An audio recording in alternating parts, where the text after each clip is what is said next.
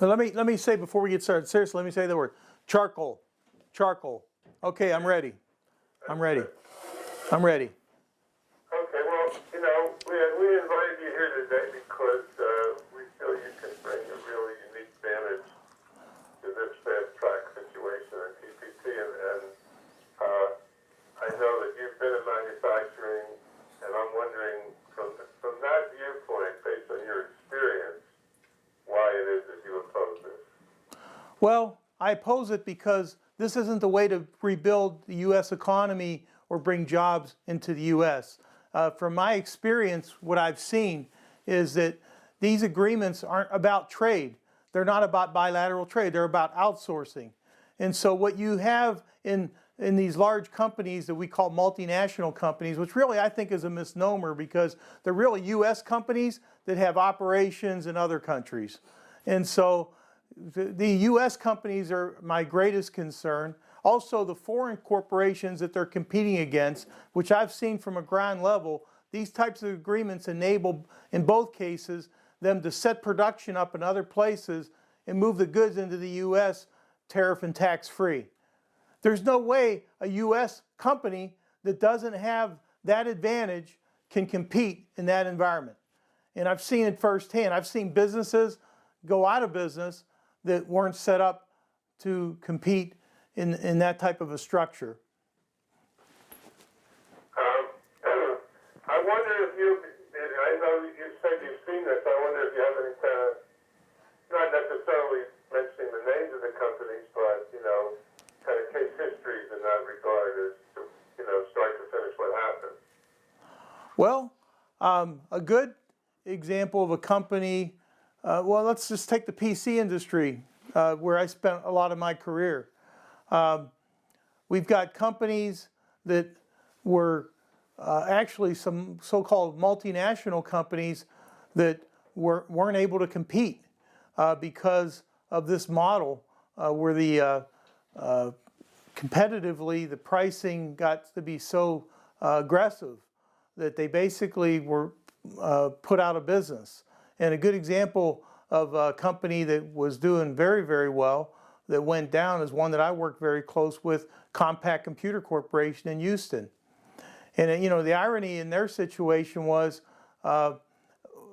they helped pioneer what we call supply chain management and outsourcing, but it actually, to a large extent, ended up also being their undoing. Good. So now, the American people, some of them just learning about this, and what would you recommend that they individually can do to help put a stop to this? Well, individually, what they can do is contact their congressional representatives, but even more importantly is I encourage them to contact one of over 60 organizations and become active in one of these organizations that's opposing TPP and Fast Track. Are there specific companies that are, pushing this that the public should be making aware that they don't like what they're doing? I'm sorry, could you repeat the question?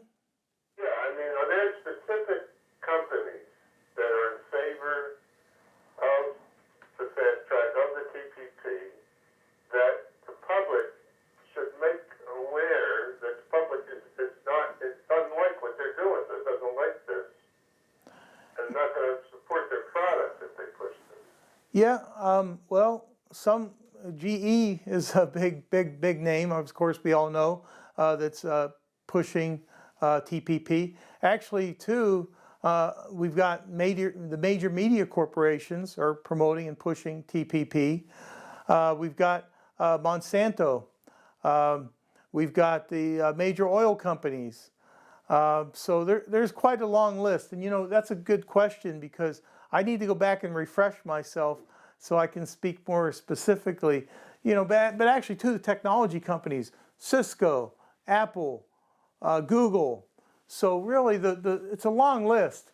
But that's a good question. I need to go back and refresh myself to be able to concisely rattle off a few big companies in multiple industries that are pushing for TPP. What would you suggest? Obviously, I think it's important for the public to read your book. And what else would you suggest where they would go to get knowledge about this situation? Well, there's a couple different organizations, as I mentioned earlier, that are strongly opposing TPP. And one that I've been working very closely with is an organization called the CPA, Coalition for a Prosperous America. So I would encourage them to go there. There's also another website that puts out a lot of information related to this called economyincrisis.org. So I'd encourage them to go there.